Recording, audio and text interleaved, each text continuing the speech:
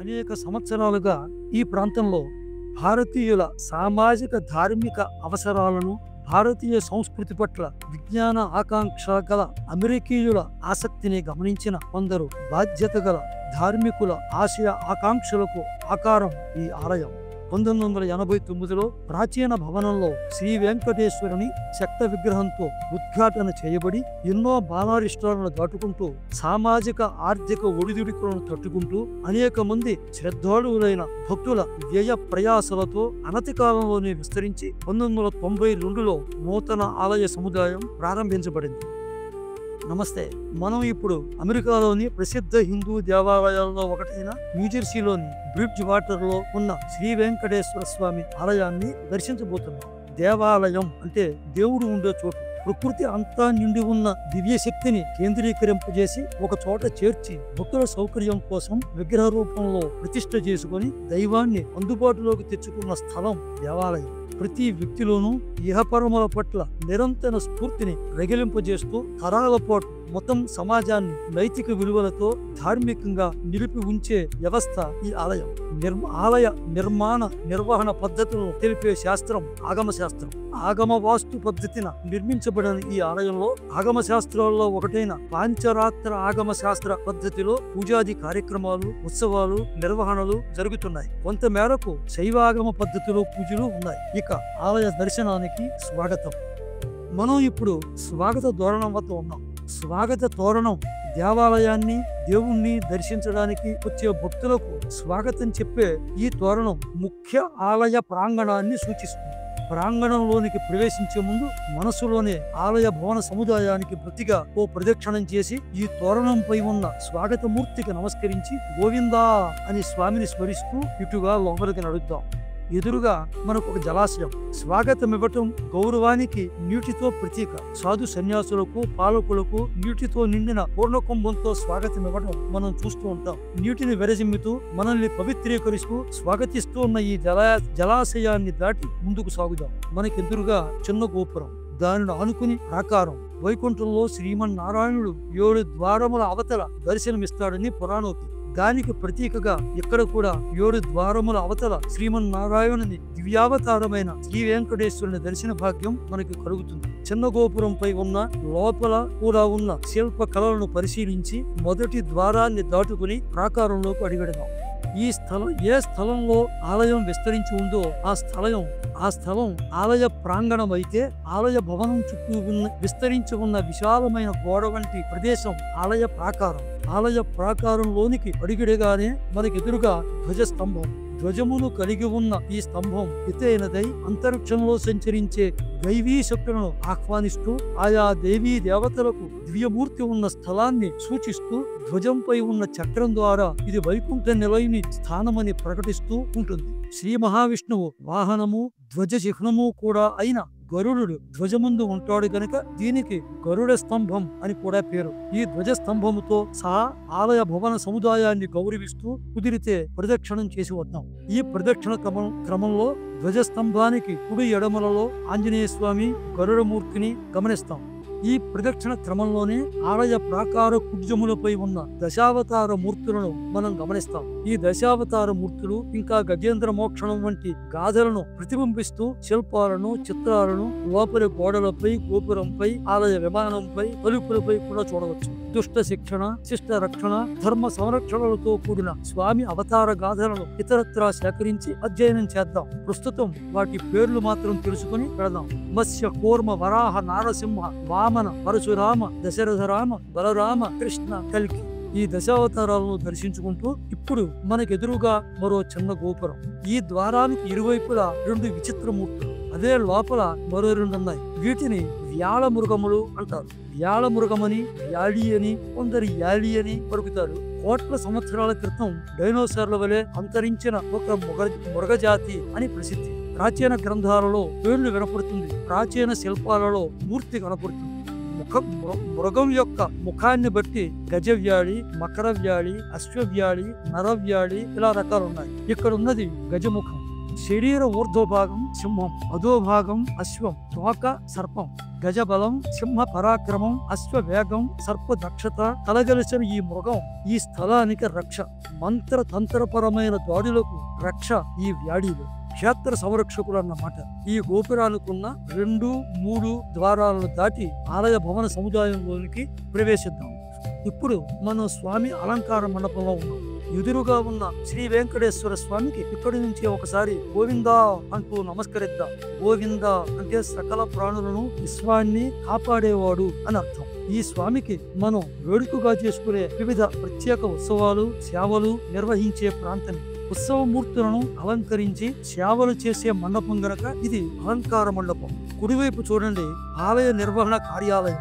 దానికి అవతల యాగశాల. ఆ యాగశాలలో ఆలయానికి సంబంధించిన వివిధ సందర్భాలలో చేయవలసిన హోమాలు, యజ్ఞాలు, యాగాలు నిర్వహించబడుతూ ఉంటాయి. యజ్ఞ స్వరూపుడైన పరమాత్మను యజ్ఞంతో ఉపాసించే పవిత్రమైన స్థలం ఇది. దానికి ఎదురుగా ఆత్మ సమర్పణకు ప్రతీకగా అర్పించే కొబ్బరికాయలను కొట్టే ప్రదేశం. ఎడమవైపు చూడండి, అటు ఉన్న ఉత్సవ మందిరంలో తిరుపతి శ్రీ వెంకటేశ్వరుని గ్రామోత్సవ కళ్యాణ మూర్తులను దర్శించి అటు వెనక్కి చూడండి ఒక శివలింగం. ఆ మూర్తి ఈ పవిత్ర ప్రాంగణానికి, ఈ పవిత్ర సేతు తీర్థ బ్రిడ్జ్ వాటర్ క్షేత్రానికి ముందుగా విచ్చేసిన శిలామూర్తి. ఆ పరమశివుని నీటితో అభిషేకించి నమస్కరించి గోపురంపై ఉన్న దశావతార ద్వారపాల శిల్పాలను, ఇతర శిల్పాలను, మరి 2 వ్యాళమృగాలను చూస్తూ మరి 2 ద్వారములు 4-5 గల మహాగోపురాన్ని దాటి ఆలయంలోనికి ప్రవేశిద్దాం. గర్భాలయంలో ఉన్న శ్రీ వెంకటేశ్వరునికి గోవిందా అంటూ మరొక్కసారి నమస్కరిద్దాం. ఆలయ శిఖరాన్ని, ఆలయ పైభాగాన కలశాంతో ఉన్న భాగాన్ని, విమానాన్ని, ఆలయ గోడల పైభాగాన్ని ఉన్న ఏటవాలు ప్రాంతాన్ని మనం వెలుపల దర్శించి ఉంటాం. వెలుపల నుండి దర్శించి ఉంటాం. లోపలి ఆలయం ప్రధానంగా 3 భాగాలు. గర్భాలయం, స్వామి ఉన్న చోటు. గళం, స్వామికి ఎదురుగుండా ఉన్న ముఖమండపం. స్వామికి ఎదురుగా ఉన్న హాలు సమీప మండపం, తర్వాత ప్రధాన మండపం. ఇప్పుడు మనకు ఎదురుగా స్వామి దివ్యమంగళ విగ్రహం. మనం ముందు స్వామిని చూపుతున్నట్టు స్వామికి నమస్కరిస్తూ స్వామిని చూస్తూ గరుత్మంతుడు. ఆయన వెనుక ఉన్న బలిపీఠం. నివేదిత ప్రసాదాన్ని సకల ప్రాణులకు సమర్పిస్తున్న పీఠం ఈ బలిపీఠం. గరుత్మంతునికి నమస్కరించి ప్రధాన ఆలయానికి మరొక్కసారి ప్రదక్షిణ చేసి వద్దాం. ఈ ప్రదక్షిణలో ఆలయంపై ఉన్న అవతార మూర్తులను, శిల్పాలను పరీక్షిస్తూ ఎడమవైపు నుంచి కుడివైపుగా ప్రదక్షిణం చేసి వద్దాం. ఎడమవైపు నుంచి కుడివైపు సాగి చేసే ప్రదక్షిణం భూ పరిభ్రమణకు వ్యతిరేక దిశలో సాగుతూ ఎదురయ్యే శక్తి తరంగాలను స్థిరీకరిస్తూ మనోధైర్యాన్ని, ఏకాగ్రతను కలుగజేస్తుంది. ఇంట్లో చేసే పూజలలో మనం ఒక్కరమే ప్రాణప్రతిష్ఠ చేస్తాం గనుక ఆత్మ ప్రదక్షిణ న్యాయం. అయితే ఆలయంలో స్వామికి వీపు చూపకుండా చేసే ప్రదక్షిణమే మంచిది. స్వామిని ధ్యానించి అర్చించే ముందు ఆలయ సముదాయాలలోని సహాలయాలను, ఉపాలయాలను దర్శిద్దాం. ముందుగా గణపతితో ప్రారంభిద్దాం. ఇక ముందు చూడబోయే ప్రతి ఉపాలయం పైన ఆ దైవంకే చెందిన రూపాలను, వాటిని మనం గమనించవచ్చు. వారు తమ తపఫలంతో సామీప్య ముక్తిని పొందిన పార్షదులు. దైవ పరిషత్తులో ఉన్న సమీపంలో ఉంటూ అదే రూపాన్ని పొందిన పరిషత్ సభ్యుడు. వారు మనకు మోక్ష మార్గాన్ని ఆచరించి చూపిన సాధకులు. వారికి నమస్కరిస్తూ ముఖ్య దైవాలను దర్శిద్దాం. అగ్రపూజలు అందుకునే గణపతి, విఘ్నములను తొలగించే విఘ్నేశ్వరుడు, కష్టములను తొలగించే సంకటహరుడు, విద్యాబుద్ధులను ఇచ్చి కార్యసిద్ధిని కలుగ చేస్తాడు. శుభాన్ని, లాభాన్ని ప్రసాదిస్తూ క్షేమంగా ఉంచుతాడు. పార్వతీ పరమేశ్వరుల కుమారుడైన గణపతికి ముందుగా నమస్కరిస్తాం. ఓం గం గణపతయే నమః. గణపతికి వెనుక వైపు ఉన్న శివాలయానికి ఎదురుగా ఉన్న ఈ మండపంలో గణేశుని, శివపార్వతుల, వల్లీ దేవసేన సమేత సుబ్రహ్మణ్యుల, నటరాజ శివగాముకులతో కూడిన శివ పరివార ఉత్సవమూర్తులను, ఆయా దేవతలకు చెందిన ఉత్సవాలలో అర్చనలందుకుని ఇక్కడ కొలువు తీరి ఉన్నారు. అద్వైత మతాచార్యులైన ఆదిశంకరులను దర్శించి వీరికి ఎదురుగా శివుని నంది వాహనాన్ని, గణేశుని మూషిక వాహనాన్ని, కుమారుని నెమలి వాహనాన్ని దర్శిద్దాం. కొంచెం వెనుకకు వచ్చి చూస్తే పార్వతీదేవి, గణపతి కుమారస్వాముల తల్లి, పరమశివుని ఇల్లాలు, సౌభాగ్యదాత్రి, శుభాన్ని కలుగజేస్తూ అందరినీ చల్లగా చూసే తల్లి లోకమాత, శంకర శరీరార్థ భాగాన్ని సాధించిన ఆదర్శమూర్తి. ఓం శ్రీమాత్రే నమః. శివుని వాహనము, ధ్వజము అయిన నంది శివ పరివార గణంలో ముఖ్య దేవత. ఆయన అనుమతి తీసుకుని సాంబశివుని దర్శించాలి. శివ దర్శనానుమతిని కోరుతూ నమస్కరించి శివుని దర్శిద్దాం. ఓం నందీశ్వరాయ నమః. విగ్రహ రూపంలో కాక లింగ రూపంలో పూజలు అందటం శివుని ప్రత్యేకత. సగుణ నిర్గుణ రూపములకు ప్రతీకగా ఉంటూ రక్షణను శుభాన్ని ప్రసాదిస్తాడు. శివుడు జ్ఞానప్రదాత. శివపంచాక్షరి మంత్రంతోనే మనం అక్షరాభ్యాసం చేసి జ్ఞాన సముపార్జనకు మార్గం చేసుకుంటాం.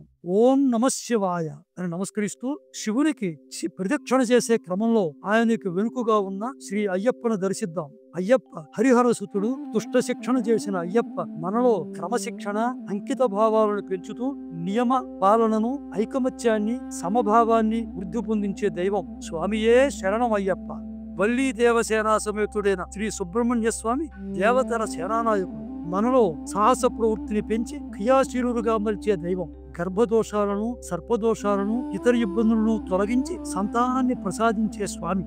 ఓం సాం శరవణ భవాయ నమః అని స్వామికి నమస్కరించి కొంచెం ముందుగా వెళ్లి ఎడమవైపు గోడపై ఉన్న శ్రీ వెంకటేశ్వరుని చెక్కమూర్తిని దర్శిద్దాం. ఈ స్వామి ఈ క్షేత్రానికి విచ్చేసిన మొదటి మూర్తి. సేతుతీర్థంలో, బ్రిడ్జ్ వాటర్ లో మొదటిగా అధివసించి ఈ స్థలాన్ని శ్రీ వెంకటేశ్వరుని పుణ్య స్థావరమని స్థిరపరచి శ్రీ వెంకటేశ్వరునికి నమస్కరించి ఈ కొంచెం ముందుకు సాగుదాం. గోవిందా. కొంచెం ముందుకు సాగితే శ్రీ సత్యస్వరూపుడైన సత్యనారాయణుడు, సకల కోరికలను తీర్చే సత్యమూర్తి, వ్రత సంతుష్టుడు. సత్యమును వ్రతముగా, నియమముగా పాటిస్తూ ఈ నారాయణుడు శాశ్వత సత్యాన్ని ప్రసాదిస్తాడు. మనం సత్యాన్ని పాటిస్తే సత్య శోధనతో సత్య సాధనకై శ్రీ సత్యనారాయణ స్వామికి నమస్కరిస్తూ ఓం శ్రీ సత్యనారాయణ స్వామినే నమః అంటూ కొంచెం ముందుకు వెళదాం. శ్రీ మహావిష్ణువునే స్థితిమంతుడిని చేస్తూ ఆయనకు స్థితికారకత్వాన్ని, శక్తి స్వరూపిణి అయిన శ్రీ మహాలక్ష్మి ధన, వస్తు, వాహన అన్నిటికీ అధిదేవత. భక్తులకు అష్టైశ్వర్యాలను ఇస్తూ వైభవంగా జీవింపజేసే ఐశ్వర్యమూర్తి ఈ శ్రీదేవి. ఓం శ్రీం శ్రీయై నమః అని నమస్కరిస్తూ కొద్దిగా ముందుకు సాగుదాం. ఇంకొంచెం ముందుకు నడిస్తే మన అస్తిత్వానికి ఆధారమైన భూమాత, శ్రీ మహావిష్ణువుచే పరిపాలించబడిన జలాలు, ఇహజీవనానికి ఆధారం, ఓర్పుకి మారిపేరు, అనుకున్నది సాధించే వరకు తపస్సును ఆపకూడదు అని సూచించే తల్లి. భక్తితో, కైంకర్యంతో భగవంతునిలో భాగమైన గోదామాత ఈ భూస్వరూపిణి భూమాత. ఓం భూదేవ్యై నమః, గోదాదేవ్యై నమః అని అంటూ కొంచెం పక్కకు నడిస్తే శ్రీ దుర్గామాత. దుష్టులను, మనలోని దుష్టత్వాన్ని, పాపాన్ని సంహరించి లోకాన్ని దుష్టరహితం చేసే తల్లి. మానవుల తప్పులను క్షమిస్తూ పరిశుద్ధులుగా చేస్తూ కష్టాలను పోగొట్టే తల్లి, ఈశ్వరుని భార్య. ఓం దుం దుర్గాయై నమః అని నమస్కరిస్తూ కొంచెం పక్కకు నడిస్తే సృష్టి స్థితి లయకారకులు బ్రహ్మ, విష్ణు, మహేశ్వరులకు పత్నులై బ్రహ్మకు సరస్వతి, విష్ణువుకు లక్ష్మి, మహేశ్వరునికి దుర్గా. వారి వారి కార్యాలకు శక్తిని చేకూరుస్తూ ఆరాధించిన భక్తులకు సృజనాత్మక శక్తిని సరస్వతి ఇస్తూ, స్థిరమైన ఐశ్వర్య సంపాదనా శక్తిని లక్ష్మి ఇస్తూ, స్థైర్యమును దుర్గ ఇస్తూ మనల్ని అనుగ్రహిస్తున్న ఈ ముగ్గురు మూర్తులకు నమస్కరించి ఓం దుం దుర్గాయే నమః, ఓం మం మహాలక్ష్మే నమః, ఓం సాం సరస్వత్యై నమః అని నమస్కరిస్తూ కొంచెం ముందుకు సాగుదాం. లోకాధారమైన ఆదర్శ దంపతులు శ్రీ లక్ష్మీనారాయణుడు వివిధ అవతారములకు మూలమూర్తులు, స్థితికారకులు, సౌఖ్యదాతలు, మోక్షప్రదాతలు అయిన శ్రీ లక్ష్మీనారాయణులకు నమస్కరిస్తూ ఓం శ్రీ లక్ష్మీనారాయణాభ్యాం నమః అని నమస్కరిస్తూ కొంచెం ముందుకు వెళితే రాధాకృష్ణుడు, మోక్షగాములకు శ్రీ రాధాకృష్ణుడు వైకుంఠ తత్వ నిలయుడు, భక్తులకు బృందావన సంచారుడు, ప్రేమతత్వాన్ని, సర్వప్రాణి సమభావనను కలిగించే దేవతలు శ్రీ రాధాకృష్ణుడు. వీరికి నమస్కరిస్తూ ఓం శ్రీ రాధాకృష్ణ పరబ్రహ్మణే నమః. కొంచెం ముందుకు సాగుదాం. ఇక్కడ శ్రీరామచంద్రుని ఆలయం సహాలయంగా ఉన్నది. మర్యాద పురుషోత్తముడు, శీల చరిత్ర ప్రవర్ధకుడు, ఆదర్శమూర్తి, మహాసాధ్య సీత, సోదరుడు లక్ష్మణుడు, భక్తుడు ఆంజనేయునితో సహా సపరివారంగా దర్శనమిచ్చే శ్రీరాముడు సద్గుణ ప్రదాత. ఆ శ్రీరామునికి సపరివారంగా ఉన్న ఈ రామచంద్రమూర్తికి నమస్కరిస్తూ ఓం శ్రీ రామాయ నమః అని అనుకుంటూ కొద్దిగా వెనక్కి తిరిగితే శ్రీ ఆంజనేయుడు బుద్ధి, బల, కీర్తి, ధైర్యాది అనేక గుణాలను ఇచ్చే మహాబలవంతుడు, శ్రీరామ భక్తుడు, ఆదర్శ ఆచార్యుడు శ్రీ ఆంజనేయుడు. ఆయనకి నమస్కరిస్తూ ఓం శ్రీ ఆంజనేయాయ నమః. కొంచెం ఎడమవైపు ఉన్న వాహనముక్తులను చూడండి. గజ, గరుడ, శేషవాహనాలు, రామ, కృష్ణ, వెంకటేశ్వరాది విష్ణు పరివార వాహనాలు ఆయా ప్రత్యేక ఉత్సవాల్లో ఊరేగింపులకి ఉపయోగిస్తూ ఉంటారు. భూమిపై ఇక నవగ్రహాలకు కొంచెం ముందుకు సాగి నవగ్రహాలను గమనించండి. భూమిపై ఉన్న అనేక వస్తువులను ప్రాణులను ప్రభావితం చేసే నవగ్రహాలు మన పుణ్య పాపాలను గ్రహించి ప్రతిఫలిస్తాయి. కనుకనే వీటికి గ్రహాలు అని పేరు. గ్రహాలు ప్రసన్నంగా ఉంటే జీవితం సాఫీగా సాగుతుంది. ఓం ఆదిత్యాది నవగ్రహ దేవతాభ్యో నమః అని నవగ్రహాలను దర్శించుకుని ఓ ప్రదక్షిణం చేసి మళ్ళీ శ్రీ వెంకటేశ్వరునికి ఎదురుగా రండి. గరుత్మంతుడు స్వామికి ఎదురుగా స్వామి సేవకే సిద్ధంగా ఉండి మనకి ఆదర్శంగా ఉంటూ స్వామి సేవను సూచిస్తూ అనుగ్రహిస్తాడు. సర్వదోషాలను, విషదోషాలను, గర్భదోషాలను పోగొడతాడు. ఓం శ్రీ గరుడాయ నమః. ఇక ప్రధాన ద్వారమునకు కుడి ఎడమలలో ఉన్న ద్వారపాలకులను గమనించండి. ఈ జయ విజయులు వైకుంఠ నిలయుని ద్వారం వద్ద కాపురాగా ఉంటూ నిరంతరం స్వామిని సేవిస్తూ మనల్ని స్వామి దర్శనానికి అనుమతిస్తూ అనుగ్రహిస్తారు. వారి అంశాలను మనం గడిచిన ద్వారముల వద్ద కూడా చూసి ఉంటాం. వారి అనుమతి తీసుకుని మిగిలిన 2 ద్వారములు 6, 7 ఆవల ఉన్న ప్రధాన దైవమైన శ్రీ వెంకటేశ్వర స్వామిని దర్శిద్దాం. ఇప్పుడు మనం ప్రధాన దైవం శ్రీ వెంకటేశ్వరుడికి ఎదురుగా ఉన్నాం.